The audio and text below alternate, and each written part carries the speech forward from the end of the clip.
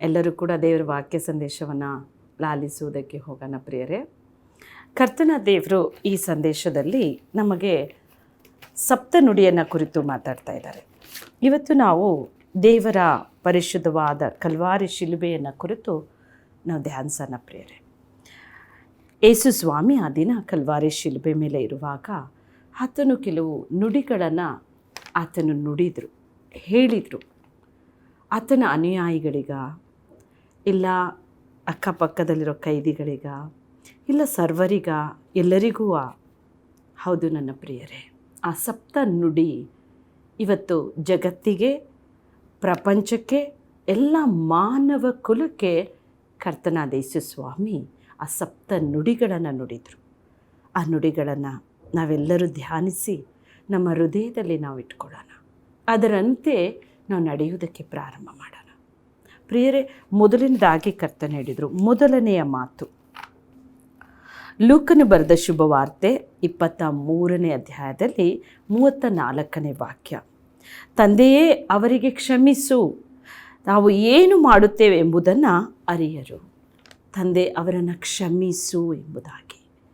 ಯೇಸು ಸ್ವಾಮಿ ಕ್ಷಮೆನ ಅವರು ಏನು ಮಾಡ್ತಾ ಇದ್ದಾರೋ ಅರಿಯರಪ್ಪ, ಅವರನ್ನು ಕ್ಷಮಿಸ್ಬಿಡು. ಯಾಕಂದರೆ ಏನು ಮಾಡ್ತಾಯಿದ್ರು, ಶಿಲುಬೆ ಮೇಲೆ ಇರುವಂಥ ಪ್ರಿಯ ಕರ್ತನನ್ನು, ಮನುಷ್ಯ ಸಾದೃಶ್ಯನಾದ ಪರಮ ತಂದೆಯನ್ನು ಅರಿಯದೆ ತಿಳಿಯದೆ ಅವರು ಆತನನ್ನು ಶಿಕ್ಷಿಸಿದರು. ಆತನ ಕೈಗಳಿಗೆ ಮೊಳೆಗಳನ್ನು, ಆತನ ಕಾಲುಗಳಿಗೆ ಮೊಳೆಯನ್ನು ಜಡಿದು ಆತನನ್ನು ಅನೇಕ ಹಿಂಸೆಗೆ ಒಳಪಡಿಸಿದರು. ಅವರು ಏನೆಲ್ಲ ಮಾಡಿದರು, ಅಪಹಾಸ್ಯಗೈದರು, ಆತನ ಮುಖಕ್ಕೆ ಉಗಿದ್ರು, ಆತನೆಲ್ಲವನ್ನು ಹೊಂದಿಕೊಂಡ್ರು, ಅಂದರೆ ಎಲ್ಲವನ್ನು ತಾಳ್ಮೆಯಿಂದ ಸಹಿಸಿಕೊಂಡ್ರು ಪ್ರಿಯರೇ. ಆತನ ಹೇಳ್ತಾರೆ, ತಂದೆ ಅವರು ಏನು ಮಾಡ್ತಾ ಇದ್ದಾರೋ ಅರಿಯರಪ್ಪ, ಅವರನ್ನು ಕ್ಷಮಿಸು ಅವರನ್ನು. ಇವತ್ತು ನನ್ನ ಆತ್ಮೀಯ ಸ್ನೇಹಿತರೆ, ನೀವು ಕೂಡ ದೇವರ ಈ ಒಂದು ಮೊದಲನೆಯ ಮಾತನ್ನು ನೀವೆಲ್ಲರೂ ಕೂಡ ಅದನ್ನು ಮನದಟ್ಟು ಮಾಡಿಕೊಂಡು ಹೃದಯದಲ್ಲಿಟ್ಟು ಅದನ್ನು ಅನುಸರಿಸಬೇಕೆಂಬುದಾಗಿ ಕರ್ತನಿ ಮಾತನ್ನು ನಮಗಾಗಿ ಕೊಟ್ಟೋಗಿದ್ದಾರೆ. ಅವ್ರೇನು ಮಾಡ್ತಿದ್ದಾರೆ ಅರಿಯೋರು ಕ್ಷಮಿಸು. ಇವತ್ತು ನೀವೇನು ತಪ್ಪು ಮಾಡ್ತಾಯಿದ್ರು ಕ್ಷಮಿಸು. ನಿಮಗೆ ಯಾರಾದರೂ ತಪ್ಪು ಮಾಡಿ ಕ್ಷಮಿಸು. ಮೊದಲನೇ ಕ್ಷಮಿಸು. ಎಷ್ಟೋ ಜನರು ದೇವ ಮಕ್ಕಳೇ ಸಭೆ ಒಳಗಾಗಿರ್ಬೋದು, ನಿಮ್ಮ ಕುಟುಂಬದಲ್ಲಿರ್ಬೋದು, ನೀವು ಅನೇಕರು ನಿಮ್ಮ ಮನಸ್ಸಿನಲ್ಲಿ ಒಂದು ಸೇಡು, ಸಿಟ್ಟು, ದ್ವೇಷವನ್ನು ಇಟ್ಕೊಂಡೇ ಪ್ರಾರ್ಥನೆ ಮಾಡ್ತಾ ಇರ್ತೀರಿ. ಈ ಪ್ರಾರ್ಥನೆ ಪರಲೋಕ ಏರುತ್ತಾ? ದೇವರದನ್ನು ನಿಜವಾಗ್ಲೂ ಆ ಪ್ರಾರ್ಥನೆಗೆ ಸದುತ್ತರ ಕೊಡ್ತಾರಾ? ಆಲೋಚನೆ ಮಾಡಿ. ಮೊದಲನೇ ಮಾತು ಯೇಸು ಸ್ವಾಮಿ ನಮಗೆ ಹೇಳಿದ್ದು, ತಂದೆ ಅವ್ರು ಏನು ಮಾಡ್ತಾ ಇದ್ದಾರೆ ಅರಿಯರು, ಕ್ಷಮಿಸ್ಬಿಡು ಅವರನ್ನು. ಹೌದು, ದೇವರು ನಮ್ಮ ತಪ್ಪನ್ನು ಕ್ಷಮಿಸುವಾಗ ನಾವು ಮತ್ತೊಬ್ಬರ ತಪ್ಪನ್ನು ಕ್ಷಮಿಸಬೇಕು ಪ್ರಿಯರೇ. ನಿಮ್ಮ ಕುಟುಂಬದಲ್ಲಿ ಇವತ್ತು ಅನೇಕ ತಪ್ಪುಗಳನ್ನು ಮಾಡ್ತಾ ಇರೋರನ್ನು ಕ್ಷಮಿಸದೆ ಆ ಕುಟುಂಬ ಒಂದು ವೈರತ್ವದಿಂದ ಒಬ್ಬರನ್ನು ಕಂಡ್ರೆ ಒಬ್ಬರನ್ನು ಆಗೋದಿಲ್ಲ. ಆ ರೀತಿಯ ದ್ವೇಷ, ಹೊಟ್ಟೆ ಕಿಚ್ಚಿನಲ್ಲಿ ಆಳವಾದೊಂದು ದುರಾತ್ಮನ ಆಳ್ವಿಕೆ ಅದಕ್ಕೆ ಹೋಗ್ತಾ ಇದೆ. ಈ ದಿನ ಕರ್ತನಿ ಒಟ್ಟಿಗೆ ಮಾತಾಡ್ತಾ ಇದ್ದಾರೋ ಈ ಸಪ್ತ ನುಡಿಯಲ್ಲಿ ಮೊದಲನೇ ಮಾತು ಕ್ಷಮಿಸ್ಬಿಡ್ರಿ ಅವರನ್ನು, ಕ್ಷಮಿಸು ಅವರನ್ನು. ನಿಮ್ಮ ಕುಟುಂಬದಲ್ಲಿ ಯಾರಿಂದ ತಪ್ಪಾಗ್ತಾಯಿದೆ ಕ್ಷಮಿಸು. ನಿನ್ನ ನೆರೆಯವರ ಕ್ಷಮಿಸ್ಬಿಡು. ನಿನ್ನ ಬಂಧು ಬಳಗವೋ ಕ್ಷಮಿಸು. ನಿಮ್ಮ ಸಭೆಯಲ್ಲೂ ಕ್ಷಮಿಸ್ಬಿಡ್ರಿ. ಅನೇಕ ವೈರಿಗಳಿದ್ದಾರೋ ಕ್ಷಮಿಸು ಅವರನ್ನು. ದೇವರ ದೃಷ್ಟಿಯಲ್ಲಿ ಆತ್ಮ ಅಮೂಲ್ಯವಾಗಿದೆ. ನೀವು ಕ್ಷಮಿಸಿ ಪ್ರೀತಿಸುವಾಗಲೇ ಆ ಆತ್ಮ ಕರ್ತನ ರಕ್ಷಣೆಗೆ ಬರುತ್ತೆ. ತಂದೆ ಅವ್ರು ಏನು ಮಾಡ್ತಿದ್ದಾರೋ ಗೊತ್ತಿಲ್ಲ. ಕರ್ತನನ್ನೇ ಅವರು ಬೈದರು, ದೇವರನ್ನೇ ಉಗಿದ್ರು, ದೇವರ ಮುಖಕ್ಕೆ ಉಗಿದು ಅಪಹಾಸ್ಯಗೈದರು. ಆದರೂ ತಂದೆ ಕ್ಷಮಿಸ್ಬಿಟ್ರು ಅವರನ್ನು. ಏನೆಲ್ಲ ಬೈದರು, ಏನು ಮಾಡಿದರು, ಏಸಪ್ಪ ಅದನ್ನು ತನ್ನ ಮನಸ್ಸಿನಲ್ಲಿಟ್ಕೊಂಡೆ ಕ್ಷಮಿಸಿದರು. ತಂದೆ ಆ ದೇವರು ಈ ದಿನ ನನ್ನನ್ನು ನಿಮ್ಮನ್ನು ಕ್ಷಮಿಸಿಲ್ಲ ಅಂದಿದ್ರೆ ನಾವು ಯಾರೂ ದೇವರ ಪರಿಶುದ್ಧ ಆಲಯದಲ್ಲಿದ್ದು ಕರ್ತನನ್ನು ಆರಾಧಿಸೋ ಮಕ್ಕಳಾಗಿ ಆಗ್ತಿರಲಿಲ್ಲ ಪ್ರಿಯರೇ. ಆದ್ದರಿಂದ ಈ ದಿನ ದೇವರು ಹೇಳ್ತಾ ಇದ್ದಾರೆ, ಮೊದಲನೇ ಮಾತು ಶಿಲುಬೆ ಮೇಲೆ ತಂದೆ ಕ್ಷಮಿಸು. ಅವರು ಏನು ಮಾಡ್ತಾ ಇದ್ದಾರೋ ಅರಿಯರು. ಇವತ್ತು ನೀವೇನು ಮಾಡ್ತಾ ಇದ್ದೀರಿ ತಪ್ಪು, ಏನು ಮಾಡ್ತಾ ಇದ್ದೀರಿ ನಿಮಗೆ ಗೊತ್ತಿದೆ. ಹೌದು, ಕ್ಷಮಿಸಿ. ಒಬ್ಬರನ್ನೊಬ್ಬರು ಕ್ಷಮಿಸಿ, ಪ್ರೀತಿಸ್ರಿ. ಅಲ್ಲಿ ದೇವರಿದ್ದಾರೆ. ನಮ್ಮ ದೇವರು ಪ್ರೀತಿ ಸ್ವರೂಪಿ. ಆತನೇ ನಮ್ಮ ಪಾಪವನ್ನು ಕ್ಷಮಿಸುವಾಗ ನಾವು ಮತ್ತೊಬ್ಬರ ಪಾಪವನ್ನು, ತಪ್ಪನ್ನು ಕ್ಷಮಿಸಿ ಅವರನ್ನು ಪ್ರೀತಿಸೋಣ. ಎರಡನೇ ಮಾತು ಕರ್ತನು ಹೇಳಿದರು. ಪ್ರಿಯರೇ, ಲೂಕ 23:43 ವಾಕ್ಯದಲ್ಲಿ, ಈ ಹೊತ್ತೇ ನನ್ನ ಸಂಗಡ ನೀನು ಪರದೇಸಿನಲ್ಲಿರುವಿ. ಈ ಹೊತ್ತೇ ನೀನು ನನ್ನ ಸಂಗಡ ಪರದೇಸಿನಲ್ಲಿರುವಿ. ಹೌದು, ಆ ಅಕ್ಕಪಕ್ಕ ಇಬ್ಬರು ಕೈದಿಗಳೇ, ಏನೆಲ್ಲ ತಪ್ಪು ಅಪರಾಧ ಮಾಡಿದವರು. ಕರ್ತನು ನೋಡ್ತಾ ಇದ್ದಾರೆ. ಒಬ್ಬ ಕೈದಿ ಕ್ರೂರವಾಗಿ ಕೂಗ್ಕೊಂಡ, ನೀನು ದೇವರಾಗಿದ್ದರೆ, ನೀನು ದೇವ ಕುಮಾರನಾಗಿದ್ದರೆ ನಿನ್ನನ್ನು ನೀನು ರಕ್ಷಿಸ್ಕೊ, ನನ್ನನ್ನು ರಕ್ಷಿಸು, ನಮ್ಮನ್ನು ರಕ್ಷಿಸು. ಆದರೆ ದೇವರು ಹೇಳಿ ಕ್ರೂರತ್ವದಲ್ಲಿ ಅವನು ಕೂಗಾಡ್ದ. ಅದೇ ಇನ್ನೊಬ್ಬ ಪಕ್ಕದಲ್ಲಿರೋ ಕೈದಿ ಹೇಳ್ತಾನೆ, ತಂದೆ, ನಿನ್ನ ರಾಜ್ಯ ಪಡೆದವನಾಗಿ ಬರುವಾಗ ನನ್ನನ್ನು ಸೇರಿಸಿಕೊಪ್ಪ, ಪಾಪಿ ಎಂದು ತಳ್ಳಬೇಡ, ನಂಗೆ ಕ್ಷಮಿಸು.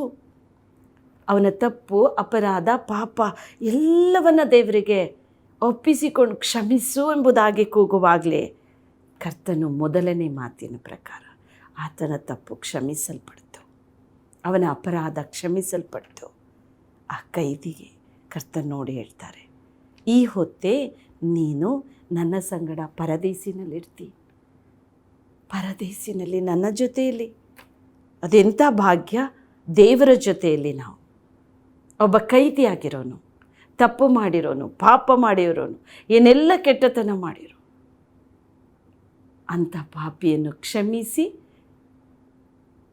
ದೇವರು ತನ್ನ ಸಂಗಡ ಪರದೇಸಿನಲ್ಲಿ ಸೇರಿಸಿ ಆ ಒಂದು ಕೃಪೆ ಕೊಟ್ಟರು. ಇವತ್ತು ನನ್ನ ಸ್ನೇಹಿತರೆ, ದೇವರು ನಿಮ್ಮನ್ನು ಕುರಿತು ಮಾತಾಡ್ತಾ ಇದ್ದಾರೆ. ನೀವೇನೆಲ್ಲ ತಪ್ಪು ಮಾಡಿ, ಪಾಪ ಮಾಡಿ, ಅಪರಾಧದಿಂದ ತುಂಬಿದವರಾಗಿ ಇರ್ಬೋದು. ಏಸಪ್ಪ ನಿಮ್ಮನ್ನು ನೋಡಿ ಅದೇ ಕಲ್ವಾರಿ ಶಿಲುಬೆ ಮೇಲೆ ಆ ಕೈದಿಗೆ ಹೇಳಿದಂತೆ ಈ ದಿನ ಹೇಳ್ತಾ ಇದ್ದಾರೆ, ನೀನು ಈ ಹೊತ್ತು ನನ್ನ ಸಂಗಡ ಪರದೇಸಿನಲ್ಲಿರ್ತಿ. ನಿಮ್ಮಲ್ಲಿರೋ ಎಲ್ಲ ಅಪರಾಧ ಪಾಪವನ್ನು ಕರ್ತನಲ್ಲಿ ಒಯ್ದು ಬಿಡ್ರಿ. ಕ್ಷಮಿಸು ಕರ್ತನೇ, ನಾನೊಂದು ಪಾಪಿ ಪ್ರಭು. ಹೀಗೆ ಯಾರು ಅಂಗಲಾಚಿ ದೇವರಿಗೆ ಪೂರ್ಣ ಹೃದಯ ಕೊಟ್ಟು ಅವರ ಪಾಪ ನಿವೇದನೆ ಮಾಡಿ ಬೇಡ್ತಾರೋ ಕರ್ತನವರನ್ನು ಕ್ಷಮಿಸಿ ಆತನ ಸಂಗಡ ನಮ್ಮನ್ನು ಕರೆದೊಯ್ತಾರೆ. ಇದು ಎರಡನೇ ಮಾತು. ಎದ್ದು ಹೃದಯದಲ್ಲಿಟ್ಕೊಡಿ, ಕರ್ತನೇ, ನಾನೊಂದು ಪಾಪಿಯಪ್ಪ, ನಾನು ಕ್ಷಮಿಸು ಅಂತ ಕೇಳಿ ಕ್ಷಮಾಪಣೆ ಹೊಂದಿ ದೇವರೊಂದಿಗೆ ಪರದೇಸಿನಲ್ಲಿ, ದೇವರ ಪವಿತ್ರ ಲೋಕದಲ್ಲಿ ನಾವು ಸೇರೋಣ. ಪ್ರಿಯರೇ, ಈ ಭೂಲೋಕ ನಮಗೆ ಶಾಶ್ವತ ಅಲ್ಲ. ಇಂದು ನೀವೇನೆಲ್ಲ ಇಟ್ಕೊಂಡಿರ್ಬೋದು, ನಿಮ್ಮ ಆಸ್ತಿ, ಅಂತಸ್ತು, ಹಣ, ಇದೆಲ್ಲವನ್ನು ಇಟ್ಟು ಅಹಂಕಾರದಿಂದಲೋ ಪಾಪದಿಂದಲೋ ಅನೇಕ ದುಷ್ಟತ್ವದಿಂದಲೋ ನೀವು ವರ್ತಿಸ್ತಾ ಇರ್ಬೋದು. ಯೇಸು ಕ್ರಿಸ್ತ ಕರ್ತನನ್ನು ನಂಬಿನೂ ಆರಾಧಿಸುವಂಥ ಪ್ರಿಯ ಮಗನಾಗಿ ಮಗಳಾಗಿ ಇದ್ರೂ ತಪ್ಪು ಮಾಡ್ತಾ ಇರ್ಬೋದು. ಆದರೆ ಒಂದು ದಿನ ಇದೆ, ನಾವೆಲ್ಲರೂ ದೇವರ ಬಳಿ ಸೇರಲೇಬೇಕು. ಈ ಭೂಲೋಕವನ್ನು ಬಿಡಲೇಬೇಕು. ಇಲ್ಲಿರೋ ಆಸ್ತಿ ಪಾಸ್ತಿಗಳು ನಮ್ಮನ್ನು ಬಿಟ್ಟು ಹೋಗ್ತವೆ. ದೇವರನ್ನು ದೃಷ್ಟಿಸಿ, ಕರ್ತನೇ, ನಾನು ಪಾಪಿಯಪ್ಪ, ಒಪ್ಪಿಕೋ. ಆ ಕೈದಿ ಒಪ್ಪಿಕೊಂಡ. ನಿನ್ನ ರಾಜ್ಯ ಬರುವಾಗ ತಂದೆ ನನ್ನನ್ನು ಕ್ಷಮಿಸಿ ನಿನ್ನೊಂದಿಗೆ ಸ್ವಾಮಿ ಆ ನಿತ್ಯ ಜೀವದಲ್ಲಿ ಸೇರಿಸಪ್ಪ ಕೇಳಿಕೊಂಡ, ಬೇಡಿಕೊಂಡ. ಅದಕ್ಕೆ ಕರ್ತನು ಆತನನ್ನು ಕ್ಷಮಿಸಿದರು. ಎರಡನೇದಾಗಿ ಈ ಹೊತ್ತೇ ನೋಡಿ, ಆತನ ಜೀವ ಆಗಲೇ ಹೋಗಬೇಕಾಗಿರೋ ಆ ಸಂದರ್ಭನೇ ಆ ಕಡೆ ಈ ಕಡೆ ಕೈದಿಯಾಗಿ ನಿಂತಿರೋರು ಮಧ್ಯದಲ್ಲಿ ಯೇಸು ಕ್ರಿಸ್ತನು ಆ ಶಿಲುಬೆ ಮೇಲೆ ತೂಗಾಡ್ತಿರುವಂಥ, ನರಳ್ತಾ ಇರುವಂಥ ಆ ರಕ್ತಸಿಕ್ತವಾದ ಶರೀರದಿಂದ ಕೂಗಿ ಹೇಳ್ತಾ ಇದ್ದಾರೆ, ಈ ಹೊತ್ತೇ ನಾನು ನಿನ್ನನ್ನು ನನ್ನೊಂದಿಗೆ ಪರದೇಸಿ ಕರ್ಕೊತೀನಿ. ಇದೆಷ್ಟು ದೊಡ್ಡ ಭಾಗ್ಯ ನೋಡಿ. ಆ ಕೃಪೆ ನಮ್ಮೆಲ್ಲರಿಗೂ ಬೇಕು ಪ್ರಿಯರೇ. ಇವತ್ತು ತಪ್ಪು ಮಾಡಿಯೋ ಪಾಪ ಮಾಡಿನೋ ಆ ನಿತ್ಯ ಜೀವ ಕಳ್ಕೊಳ್ಳೋಣ. ಆ ನಿತ್ಯ ಜೀವದಲ್ಲಿ ಸೇರದೆ ಅನೇಕವಾದಂಥ ಅಡ್ಡಿಗಳನ್ನು ತಂದು ಹಾಕ್ಕೊಂಡಿದ್ದೀರಿ. ಈ ಹೊತ್ತು ತಂದೆಗೆ ಮನಸ್ಸು ಕೊಡ್ರಿ, ದೇವರಿಗೆ ಹೃದಯ ಕೊಡ್ರಿ.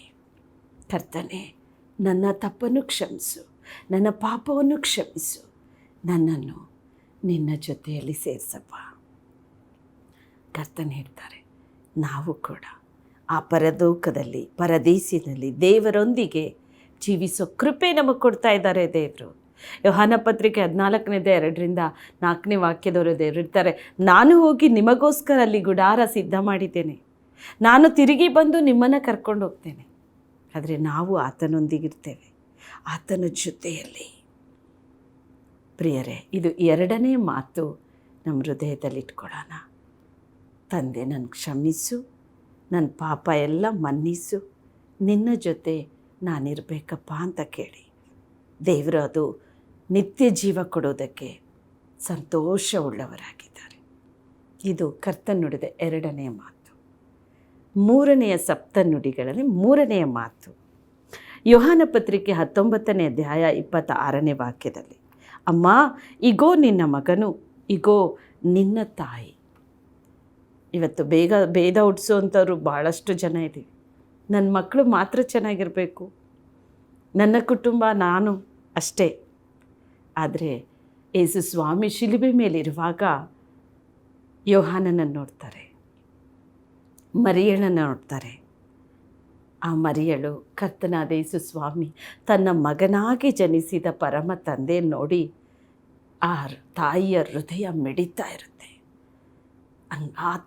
ಆತನ ನೋಡಿ ಆ ರಕ್ತ ಸಿಕ್ತವಾಗಿ ಕೂಗುತ್ತಿರೋ ಆತನ ಸ್ವರ, ಆತನ ಶರೀರ, ಆತನ ಶರೀರದಿಂದ ಸುರಿತಿರೋ ರಕ್ತ. ಯಾವ ತಾಯಿ ತಾನೇ ತನ್ನ ಮಗನನ್ನು ತನ್ನ ಮುಂದೆಯೇ ಬಲಿ ಕೊಡ್ತಾ ಇರೋದನ್ನು ನೋಡೋಕ್ಕೆ ಇಷ್ಟಪಡ್ತಾರೆ. ಆ ತಾಯಿ ಮರಿಯಳು ಕ್ರಿಸ್ತನ ಶರೀರವನ್ನು ನೋಡಿ ಆ ದುಃಖ ಶಮನವಾಗದಂತೆ ಕೂಗ್ತಾ ಇರುವಾಗ ಆ ತಾಯಿಗೆ ಕರ್ತನೆ ಹೇಳ್ತಾರೆ, ಅಮ್ಮ, ಇನ್ನು ಮುಂದೆ ಯೋಹಾನ ನಿನ್ನ ಮಗ. ಯೋಹಾನನ ಕುರಿತು, ಶಿಷ್ಯನನ್ನು ಕುರಿತು ದೇವರು ಹೇಳ್ತಾರೆ, ಈಕೆ ನಿನ್ನ ತಾಯಿ. ನೋಡಿ, ದೇವರ ಪ್ರೀತಿ. ನಾವಿವತ್ತು ಆ ಕಲ್ವಾರಿ ಪ್ರೀತಿ ನಮ್ಮೊಳಗೆಲ್ಲರೊಳಗೆ ಬರಬೇಕು. ಆ ದಿನದಿಂದ ಯೋಹಾನನು ತನ್ನ ತಾಯಿಯಂತೆ ಮರಿಯಳನ್ನು ತನ್ನ ಮನೆಗೆ ಕರ್ಕೊಂಡ, ಸೇರಿಸಿಕೊಂಡ. ಹಾಗೆ ನನ್ನ ಆತ್ಮೀಯರೇ, ಆ ಮಾತಿನ ಅರ್ಥ ಏನು? ದೇವರು ಹೇಳ್ತಾರೆ, ನಾವು ನಮ್ಮ ಮಕ್ಕಳನ್ನು ಮಾತ್ರ ಪ್ರೀತಿ ಮಾಡ್ತೇವೆ. ಬೇರೆ ಮಕ್ಕಳು ಯಾರಾದರೂ ದುಃಖದಲ್ಲಿದ್ದಾಗ, ಅವರು ನೋವಿನಲ್ಲಿದ್ದಾಗ, ಒಂದು ಸಮಸ್ಯೆಯಲ್ಲಿದ್ದಾಗ, ವ್ಯಾಧಿಗ್ರಸ್ತರಾಗಿದ್ದಾಗೋ, ಇಲ್ಲ ಏನಾದರೂ ನಮಗೆ ಸಹಾಯ ಕೇಳುವಾಗಲೋ, ಯಾವ ಮಕ್ಕಳನ್ನು ನಮ್ಮ ಮಕ್ಕಳಂತೆ ನಾವು ಪ್ರೀತಿಸಲ್ಲ. ನಮ್ಮ ಮಕ್ಕಳಿಗೆ ಏನಿದ್ರೂ ನಾವು ಕ್ಷಮೆ ಕೊಟ್ಟು ಪ್ರೀತಿ ಮಾಡ್ತೇವೆ. ಆದರೆ ನಮ್ಮ ಮಕ್ಕಳಿಗೆ ಮಾತ್ರವೇ ಅದು ಪ್ರೀತಿ ಮೀಸಲಾಗಿರ್ತೇವೆ. ಆದರೆ ಏಸಪ್ಪ ಆ ಮಾತಲ್ಲಿ ಒಂದು ಅರ್ಥ ಇಟ್ಟರು, ಇನ್ನು ಮುಂದೆ ಯೋಹಾನನನ್ನು ಸ್ವಂತ ಮಗನಂತೆ ನೀನು ಪ್ರೀತಿ ಮಾಡಬೇಕು. ಯೋಹಾನನಿಗೆ ದೇವರು ಹೇಳಿದರು, ಆ ಮರಿಯಳಿಗೆ, ಈ ದಿನ ನಾನು ಆ ತಾಯಿ ಗರ್ಭದಲ್ಲಿ ಜನಿಸಿ ಮಗನಾಗಿ ಬಂದೆ, ಇನ್ನು ಮುಂದೆ ನಾನಿರೋದಿಲ್ಲ. ಈಗ ಈ ಭೂಮಿ ಮೇಲೆ ನೀನು ಮಗನಾಗಿರಬೇಕು. ಆ ತಾಯಿಗೆ ಮಗನ ಸ್ಥಾನ ತುಂಬು. ಅನೇಕ ವಿಧವೆ ತಾಯಂದಿರಿರ್ತೀರಿ, ಅನಾಥ ಸ್ಥಿತಿಯಲ್ಲಿ ನೀವು ಗೋಳಾಡ್ತಾ ಇದ್ದೀರಿ. ಬೇರೆಯವ್ರ ಮಕ್ಕಳನ್ನು ನೋಡಿದಾಗ ನಿಮ್ಮ ಮಕ್ಕಳನ್ನು ಮಾತ್ರ, ನಮ್ಮ ಮಗ ಅಲ್ಲಿದ್ದಾನೆ, ಅವ್ರು ಚೆನ್ನಾಗಿದ್ದಾರೆ, ನಮ್ಮ ಚೆನ್ನಾಗಿ ನೋಡ್ಕೋತಾರೆ ಹೇಳ್ತಾ ಇರ್ಬೋದು. ಬೇರೆಯವ್ರ ಮಕ್ಕಳನ್ನೇ ನಿಮ್ಮ ಮಕ್ಕಳಂತೆ ಇಟ್ಕೊಳ್ಳಿ. ಅವರನ್ನು ಪ್ರೀತಿಸ್ರಿ, ಅವರನ್ನು ದೇವರಲ್ಲಿ ಬೆಳೆಸ್ರಿ, ಅವರಿಗೆ ಕರ್ತನ ಕೃಪೆಯಿಂದ ನಡೆಸ್ರಿ. ನಿಮ್ಮ ಮಕ್ಕಳಿಗಿಂತ ಹೆಚ್ಚಾದ ಪ್ರೀತಿ ಆ ಮಕ್ಕಳು ಕೊಡ್ತಾರೆ. ಅದೇ ತಾಯಂದಿರಿಗೆ. ಮಕ್ಕಳಿಗೆ, ಯವನಸ್ಥ ಮಕ್ಕಳನ್ನು ಕುರಿತು ದೇವರು ಹೇಳ್ತಾರೆ, ಯೋಹಾನನೇ, ಈ ಮರಿಯಳು ನಿನ್ನ ತಾಯಿನ ಮೇಲೆ. ಕೆಲವು ಯವನಸ್ಥ ಮಕ್ಕಳು ತಂದೆ ತಾಯಿನ ಕಳ್ಕೊಂಡು ಏನೆಲ್ಲ ತಪ್ಪು ಅಪರಾಧ ಮಾಡ್ಕೊಂಡು ತಿರುಗ್ತಾ ಇರ್ಬೋದು. ನಿಮ್ಮನ್ನು ಪ್ರೀತಿಸ್ತಾ ಇರೋ ಯಾರೋ ಒಬ್ಬ ತಾಯಿ ಸಿಕ್ಕಾಗ ಅವ್ರನ್ನ ಬಹಳವಾಗಿ ಪ್ರೀತಿಸಿ ನಿಮ್ಮನ್ನು ಉತ್ತಮವಾದಂಥ ಮಾರ್ಗದಲ್ಲಿ ನಡೆಸಬೇಕು ಅಂತ ಆಸೆಪಟ್ಟು ಕ್ರಿಸ್ತನ ಶುಭವಾರ್ತೆ ಸಾರುವಾಗ ಅದನ್ನು ಹೊಂದಿಕೊಳ್ಳ್ರಿ. ಅವ್ರಿಗೇನು ಬೇಕೋ ಸಹಾಯ ಮಾಡಿರಿ. ಸಭೆಯಲ್ಲಾಗಿರ್ಬೋದು, ಕುಟುಂಬಗಳಲ್ಲಾಗಿರ್ಬೋದು, ಬೇರೆ ಕಡೆಯಲ್ಲೇ ಆಗಿರ್ಬೋದು. ಆ ಮಕ್ಕಳು, ಅನಾಥ ಮಕ್ಕಳ ಯಾರೇ ಸಿಕ್ಕರ ಅಮ್ಮ ಎಂಬುದಾಗಿ ಅವರನ್ನು ಪ್ರೀತಿಯಿಂದ ಆಧರಿಸ್ರಿ. ಇದು ಕರ್ತನ ಸಪ್ತ ನುಡಿಯಲ್ಲಿ ಆ ಒಂದು ಮಾತನ್ನು ನಾವು, ಕರ್ತನ 3ನೇ ಮಾತನ್ನು ನಾವು ಧ್ಯಾನಿಸಿದ್ದೇವೆ. ಆ ಮನಸ್ಸು ಇವತ್ತು ಎಲ್ಲರಿಗೂ ಬಂದಿದೆ ಅಂದ್ಕೊಳ್ತೇನೆ. ಭೇದ ಎಣಿಸ್ಬೇಡಿ. ಬೇರೆಯವ್ರ ಮಕ್ಕಳನ್ನು ನಮ್ಮ ಮಕ್ಕಳಂತೆ, ಯವ್ವನಸ್ಥ ಮಕ್ಕಳು ಯಾರೇ ಆಗಿದ್ರೂ ಆ ತಾಯಿಯನ್ನು ನನ್ನ ತಾಯಿ, ನನ್ನ ತಾಯಿಯಂತೆ ಉಪಚರಿಸು.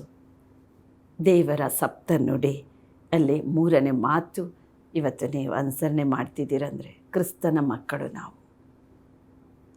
4ನೇದಾಗಿ ಮಾರ್ಕ 15:34 ವಾಕ್ಯ. ಏಲಿ ಏಲಿ ಲಮಾ ಸಬಕ್ತಾನಿ, ನನ್ನ ದೇವರೇ ನನ್ನ ದೇವರೇ ಯಾಕೆ ನನ್ನನ್ನು ಕೈ ಬಿಟ್ಟಿದ್ದೀರಾ? ದೇವರು ಪರಲೋಕವನ್ನು ದೃಷ್ಟಿಸಿ ಆತನ ಕೂಗ್ತಾ ಇದ್ದಾರೆ, ನನ್ನ ದೇವರೇ ನನ್ನ ದೇವರೇ ಯಾಕಪ್ಪ ನನಗೆ ಕೈ ಬಿಟ್ಟಿದ್ದೀರಾ? ಆದರೆ ಪರಮ ತಂದೆಯನ್ನು, ಪರಿಶುದ್ಧಾತ್ಮ ತಂದೆಯನ್ನು ಅಂಗಲಾಚಿ ಕೂಗ್ತಾ ಇದ್ದಾರೆ. ಇದು ಸಂಕಷ್ಟವು, ಈ ನೋವನ್ನು ನಾನು ಇನ್ನೂ ಕೂಡ ತಾಳ್ಮೆಯಿಂದ ಸಹಿಸಿಕೊಂಡು ಇನ್ನೂ ನನ್ನ ಮಕ್ಕಳೊಂದಿಗೆ ಮಾತನಾಡುವಂಥ ಆ ಶಕ್ತಿ ಬಲ ನನಗೆ ಬೇಕು ದೇವರೇ. ಪರಿಶುದ್ಧಾತ್ಮನೇ, ತಂದೆ ನನ್ನನ್ನು ಕೈ ಬಿಡಬೇಡ, ನನಗಿನ್ನೂ ಬಲ ಕೊಡು. ನಾನು ಎಲ್ಲ ಸಪ್ತ ನುಡಿಗಳನ್ನು ಮಾತನಾಡಿ ನನ್ನ ಮಕ್ಕಳಿಗೆ ಏನೇನು ಹೇಳಬೇಕು ಎಲ್ಲವನ್ನು ನಾನು ಹೇಳಿ ಮುಗಿಸಿ ಪಿಚಾಚಿ ತಲೆ ಚೆಚ್ಚಲ್ಪಡಬೇಕು. ಇದೆಲ್ಲ ಕಾರ್ಯ ನಾನು ಮಾಡಿ ಜಯಿಸುವುದಕ್ಕೆ ಕರ್ತನೇ ನನಗೆ ಬಲ ಕೊಡು. ಕ್ರಿಸ್ತನು ಪರಮ ತಂದೆಯನ್ನು, ಪವಿತ್ರಾತ್ಮನನ್ನು ಕೂಗಿ ಏಲಿ ಏಲಿ ಲಮಾ ಸಬಕ್ತಾನಿ, ನನ್ನ ದೇವರೇ ನನ್ನ ದೇವರೇ ಯಾಕಪ್ಪ ನನ್ನನ್ನು ಕೈ ಬಿಟ್ಟಿದ್ದೀರಿ? ಕೈ ಬಿಡಬೇಡ, ನನ್ನ ಬಲಪಡಿಸು ಎಂಬುದಾಗಿ ಕೂಗುವಂಥ ನುಡಿ ಪ್ರಿಯರೇ. ಆ ಮಾತನ್ನು ನಮಗಾಗಿ ಯಾಕೆ ಅದು ಕರ್ತನೆ ಹೇಳಿದರು? ಈ ದಿನ ಅದೇ ನೋವಿನಲ್ಲಿ ನೀವು ಹಾದು ಹೋಗ್ತಾ ಇರ್ಬೋದು. ಆ ಕಷ್ಟದಲ್ಲಿ ಅನೇಕ ಜನರ ಸಹಾಯ ಕೊಡ್ತೀರಿ. ಯಾರು ಸಹಾಯ ಮಾಡಿದಾಗ ನಿರ್ಬಲರಾಗಿ ಈ ಜೀವ ಬೇಡವೇ ಅಂತ ಕೂಗುವಂಥ ಅನೇಕ ವೇದನೆಯಲ್ಲಿರುವಂಥ ಪ್ರಿಯ ಮಕ್ಕಳಿದ್ದಾರೆ. ದೇವರು ನಮ್ಮನ್ನೇ ಕುರಿತು ಹೇಳಿದರು, ಆ ಕಷ್ಟಗಳು ಬಂದಾಗ, ನೋವನ್ನು ಸಹಿಸುವಾಗ, ಎಲ್ಲವನ್ನು ಹೊತ್ತು ತೀರಿಸುವಂಥ ಆ ಶೋಧನೆಗಳು ಬಂದು ನಾವು ಜಯಿಸಿ ನಿಲ್ಲುವಂಥ ಸಮಯ ಬಂದಾಗ ಈ ಲೋಕದ ಬಲ ಅಲ್ಲ ಪ್ರಿಯರೇ, ಕ್ರಿಸ್ತನಂತೆ ಪರಲೋಕ ದೃಷ್ಟಿಸಿ, ನನ್ನಂತೆ ನೀವು ಪರಲೋಕವನ್ನು ದೃಷ್ಟಿಸಿ, ತಂದೆ ನನ್ನನ್ನು ಕೈ ಬಿಡಬೇಡ, ಯಾಕೆ ನಾನು ಕೈ ಬಿಟ್ಟಿದ್ದೀರಿ ಅಂತ ಕೂಗಿ ಕರ್ತನು ತನ್ನ ಬಲವನ್ನು ತುಂಬುತ್ತಾರೆ. ತನ್ನ ಅಭಿಷೇಕ ತುಂಬಿ ನಮ್ಮನ್ನು ಇನ್ನೂ ಹೆಚ್ಚಾದ ಬಲದಿಂದ ಅಭಿಷೇಕಿಸಿ ನಡೆಸ್ತಾರೆ. ಇದು ದೇವರು ಹೇಳಿದ ನಮ್ಮ 4ನೆಯ ಮಾತು. 5ನೆಯ ಮಾತು, ನನಗೆ ನೀರಡಿಕೆ ಆಗಿದೆ, ಬಾಯಾರಿಕೆ ಆಗಿದೆ. ದೇವರಿಗೆ ಯಾವ ದಾಹ ಇತ್ತು? ನಾನು ನೋಡ್ತೇವೆ, ತುಂಬ ಬಾಯಾರಿಕೆ. ಆಗ ಜನರು ನೋಡಿ ಏನು ಕೊಟ್ಟರು? ಹುಳಿ ರಸವನ್ನು. ಇವತ್ತು ಕ್ರಿಸ್ತನ ದಾಹವನ್ನು ಯಾರೂ ಕೂಡ ತೀರಿಸ್ತಾ ಇಲ್ಲ. ನೀನು ನಾನು ಕರ್ತನ ದಾಹವನ್ನು ತೀರಿಸಲಿ ಎಂಬುದಾಗಿ ಕರ್ತನ ಆ ನುಡಿಯನ್ನು ನಮ್ಮನ್ನು ನುಡಿದರು. ಆ ದಾಹ ಯಾವುದು? ಆತ್ಮಗಳ ಆದಾಯದ ದಾಹ ತೀರಿಸ್ರಿ. ಶುಭವಾರ್ತೆ ಹೊತ್ತು ಸಾರಿ ಆತ್ಮಗಳನ್ನು ಆದಾಯ ಮಾಡಿ ಕರ್ತನೆ ಕೊಡು. ಇದು ಕರ್ತನಿಗಿಷ್ಟ. ಇದು ದಾಹ, ದೇವರಿಗುಂಟಾದ ದಾಹ. ಆತನ 6ನೇ ಮಾತು, ಎಲ್ಲ ತೀರಿತು. ಈ ಭೂಲೋಕದಲ್ಲಿ ಕ್ರಿಸ್ತನ ಬಂದ ಕಾರ್ಯ ಎಲ್ಲವೂ ತೀರಿತು. ಹೌದು ಪ್ರಿಯರೇ, ನಾವೇನೇನು ಮಾಡಬೇಕೆಲ್ಲ ದೇವರಿಗಾಗಿ ಮಾಡಿ ಮುಗಿಸಿ ಎಲ್ಲವೂ ತೀರಿತು ಇಲ್ಲಿಗೆ, ಫಿನಿಶ್. ಹೌದು, ನಾವು ಈ ಲೋಕ ಬಿಟ್ಟು ಹೋಗಬೇಕಾದ್ರೆ ಪೂರ್ಣ ಹೃದಯದಿಂದ ದೇವರಿಗೆ ಸಮರ್ಪಣೆ ಆಗಬೇಕು. ನಾವು ತೀರುತ್ತು ಇಲ್ಲಿಗೆ. ನೀವು ಕೆಲವರು ಹೇಳ್ತಾರೆ ಭೂಮಿ ಋಣ ತೀರ್ತು. ಹೌದು, ದೇವರಿಗಾಗಿ ಏನಾದರೂ ಒಂದು ಮಾಡಿ ಮುಗಿಸ್ರಿ. ಕರ್ತನು ಕೂಡ ದೇವರಿಗಾಗಿ ಭೂಲೋಕಕ್ಕೆ ಬಂದು ಶುಭವಾರ್ತೆ ಹೊತ್ತು ಸಾರಿ ಪರಲೋಕದ ಹಾದಿಯ ನಮಗೋಸ್ಕರ ಸಿದ್ಧ ಮಾಡಿ ತೀರಿತ್ತು ಇಲ್ಲಿಗೆ. ಪಿಚಾಚಿ ತಲೆ ಈಗ ಜಜ್ಜಲ್ಪಡ್ತು. ನನ್ನ ಮಕ್ಕಳಿಗೆ ನಾನು ದಾರಿಯನ್ನು, ಶಿಲುಬೆ ಮಾರ್ಗವನ್ನು ಮಾಡಿದ್ದೇನೆ, ತೀರ್ತು. ನನ್ನ ತಂದೆ ಹೇಳಿದ ಎಲ್ಲ ಕೆಲಸ ಕಾರ್ಯ ನಾನು ಮಾಡಿ ಮುಗಿಸಿದ್ದೇನೆ. ಇವತ್ತು ದೇವರು ನುಡಿದ ಎಲ್ಲ ಮಾತುಗಳನ್ನು ಹೃದಯದಲ್ಲಿ ಇಟ್ಕೊಂಡು ಅದರಂತೆ ಮಾಡಿ ಮುಗಿಸ್ರಿ. ಸಮಯ ಇಲ್ಲ. ಇದು 6ನೇ ನುಡಿ. ದೇವರಿಗಾಗಿ ಏನಾದರೂ ಮಾಡಿ ಮುಗಿಸ್ರಿ. 7ನೇ ನುಡಿಲಿ ಲಾಸ್ಟ್, ಕಡೆಯ ಮಾತು, ತಂದೆಯೇ ನನ್ನ ಆತ್ಮ ನಿನ್ನ ಕೈಗೆ ಒಪ್ಪಿಸಿಕೊಡ್ತೇನೆ. ಲೂಕ 23:46 ವಾಕ್ಯ.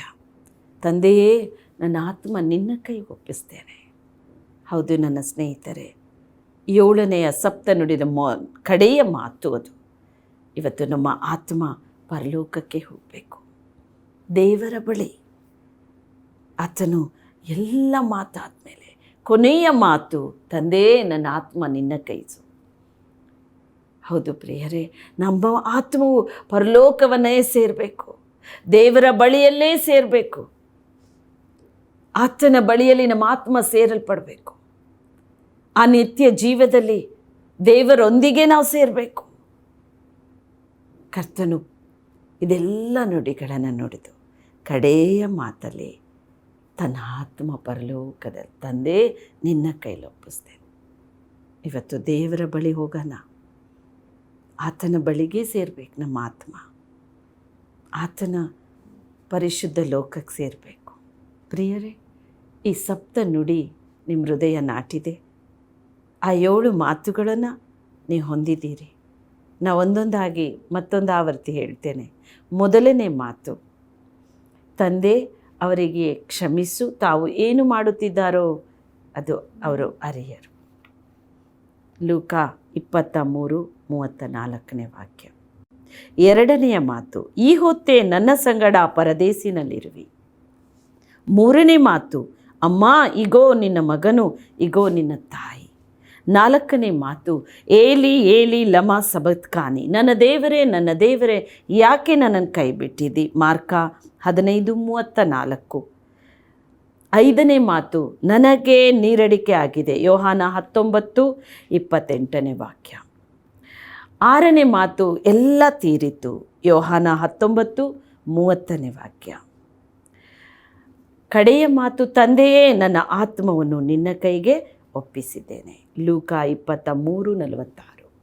ಈ 7 ನುಡಿಗಳು ನಾವಿವತ್ತು ಹೃದಯದಲ್ಲಿ ಇಟ್ಕೊಳ್ಳೋಣ. ದೇವರು ಹೇಳಿದ್ದು ನಮಗಾಗಿ. ಇವತ್ತಿಂದ ಕರ್ತನೇ, ನನಗೆ ಯಾರು ತಪ್ಪು ಮಾಡಿ ಕ್ಷಮಿಸ್ತೇನೆ, ನನ್ನ ತಪ್ಪನ್ನು ನೀನು ಕ್ಷಮಿಸು. ನನ್ನ ಆತ್ಮ ನಿನ್ನ 7 ನುಡಿಯಲ್ಲಿ ಕಡೆಯ ಮಾತಿನ ಪ್ರಕಾರ ನಾನು ಪರಲೋಕ ಸೇರಬೇಕು. ಪ್ರಾರ್ಥನೆ ಮಾಡೋಣ. ಹೃದಯ ಸಮರ್ಪಣೆ ಮಾಡಿ. ಕಲ್ವಾರಿ ಶಿಲುಬೆಯಲ್ಲಿ ತೂಗಾಡುವ ಕರ್ತನ ಆ ಪವಿತ್ರ ಶರೀರವನ್ನು ದೃಷ್ಟಿಸಿ ನೋಡ್ರಿ. ಹೆವನ್ಲಿ ಫಾದರ್, ಸರ್ವಶಕ್ತನ ದೇವರೇ, ಸ್ವಾಮಿ, ನಾವೀ 7 ನುಡಿಗಳನ್ನು ಧ್ಯಾನಿಸಿದ್ದೇವಪ್ಪ. ತಂದೆಯೇ, ನಿನ್ನ ಮಾತುಗಳು ಈ ವಾಕ್ಯ ಸಂದೇಶ ಕೇಳಿದ ಒಂದೊಂದು ಹೃದಯಗಳಲ್ಲಿ, ಮನಸ್ಸುಗಳಲ್ಲಿ ಸ್ಪರ್ಶಿಸಿ ಅಪ್ಪ, ಅವರ ಹೃದಯದಲ್ಲಿ ಬೇರೂರಿ ಈಗಲೇ ಅದು ಕಾರ್ಯ ಮಾಡಲಿ. ಪರಿಶುದ್ಧಾತ್ಮನೇ ಅಪ್ಪ, ಅವರನ್ನು ಸಂಧಿಸು. ನಿನ್ನ 7 ನುಡಿಯ ಪ್ರಕಾರ ಅವರು ನಡೆಯಲಿ ರಾಜ. ಅದು ಹೃದಯದಲ್ಲಿ ತುಂಬಿಸು ಸ್ವಾಮಿ. ನಿನ್ನ ವಾಕ್ಯಕ್ಕೆ ಜೀವ ಇದೆ. ನಿನ್ನ ವಾಕ್ಯ ಕೀಬ್ಲು ಮಜ್ಜೆ ಬಾಗಿಯಷ್ಟು ತೂರಿ ಹೋಗುವಂಥದ್ದು. ನಿನ್ನ ವಾಕ್ಯ ಅಪ್ಪ ಈ ಬಾಯಿ ಕತ್ತಿ, ಅದರೊಳಗೆ ಈಗ ಕಾರ್ಯ ಮಾಡಲಿ. ಎಲ್ಲ ದ್ವೇಷ, ಕೋಪ, ಎಲ್ಲ ಹೊಟ್ಟೆ ಕಿಚ್ಚಿನ ದುಷ್ಟಾತ್ಮನ ಕ್ರಿಯೆಗಳವರಿಂದ ಹೊರಗೆ ಬರಲಿ ಯೇಸುವಿನ ನಾಮದಲ್ಲಿ. ಒಬ್ಬರನ್ನೊಬ್ಬರು ಕ್ಷಮಿಸಿ ಪ್ರೀತಿಸೋ ಆತ್ಮ ಕೊಡು ನನ್ನ ತಂದೆ. ನಿನಗೋಸ್ಕರ ಆತ್ಮ ಆದಾಯ ಮಾಡಲಿ ರಾಜ. ಎಲ್ಲ ಆತ್ಮಗಳು ನಿತ್ಯ ಜೀವಕ್ಕೆ ಸೇರಲಿ ಪ್ರಭು. ಕೈ ಬಿಡಬೇಡ ಸ್ವಾಮಿ. ಒಂದು ಆತ್ಮ ನಶಿಸಿ ಹೋಗಲು ಬಿಡಬೇಡ ಎಸಯ್ಯ. ಅಪ್ಪ, ಈ ಭೂಲೋಕದಲ್ಲಿ ನಾವು ಯಾವುದನ್ನು ಸ್ವಾಮಿ ಹೊತ್ತು ತಂದಿಲ್ಲ ಅಪ್ಪ. ನಾವು ಸತ್ತು ಹೋಗುವಾಗ ಯಾವುದನ್ನು ಹೊತ್ತುಕೊಂಡು ಹೋಗೋದಿಲ್ಲ ತಂದೆ. ಒಂದು ಆತ್ಮವು ನಶಿಸಿ ಹೋಗದಂತೆ ಕಾಪಾಡು.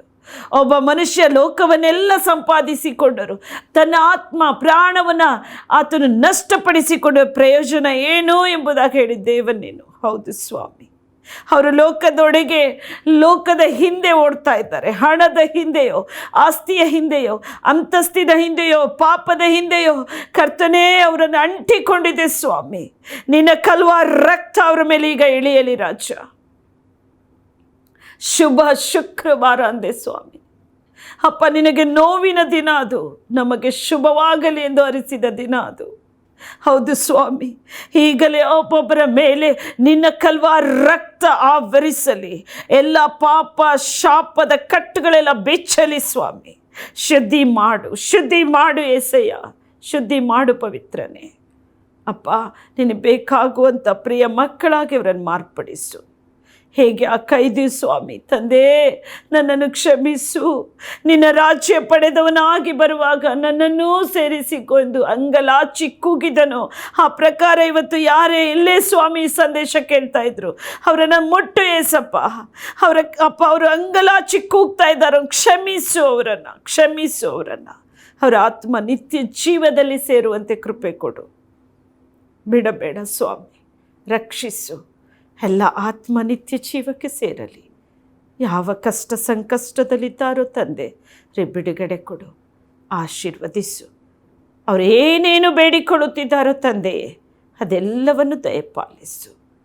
ಅವರ ಜೀವಿತದಲ್ಲಿ ಶುಭ ಶುಕ್ರವಾರ ಶುಭವಾಗಲಿ. ನಿನ್ನ ರಕ್ತದಿಂದ ಅವರು ತೊಳೆಯಲ್ಪಡಲಿ. ಒಂದು ನಿರ್ಮಲ ಹೃದಯದಿಂದ ನಿನ್ನಿಂದ ಆರಾಧನೆ ಮಾಡಲಿ, ಪ್ರಾರ್ಥಿಸಲಿ. ಪರಿಶುದ್ಧ ಜೀವಿತ ಅವರಿಗೆ ಕೊಡು ಸ್ವಾಮಿ. ಪರಿಶುದ್ಧರಾಗಿ ನೀನು ಪ್ರಾರ್ಥಿಸಲಿ. ಆಶೀರ್ವದಿಸಿದಕ್ಕಾಗಿ ವಂದನೆ ಸ್ವಾಮಿ. ನೀನು ಮುಟ್ಟಿದಕ್ಕಾಗಿ ಸ್ತೋತ್ರ. ನೀನು ಒಂದೊಂದು ಆತ್ಮಕ್ಕೆ ಎಚ್ಚರೆ ಕೊಟ್ಟು ಈ ದಿನ ಬಿಡುಗಡೆ ಕೊಟ್ಟಿದ್ದೀರಾ. ಸ್ತೋತ್ರಮಪ್ಪ, ಸ್ತೋತ್ರ ಪವಿತ್ರ ಆತ್ಮನೇ. Thank you holy spirit. ನಿನಗೆ ಈ ಮಹಿಮೆ ಅಪ್ಪ. ಜೀವವುಳ್ಳ ಯೇಸು ಕ್ರಿಸ್ತ ನಾಮದಲ್ಲಿ ನಾವು ಬೇಡಿ ಹೊಂದಿದ್ದೇವೆ ತಂದೆ. ಆಮೀನ್.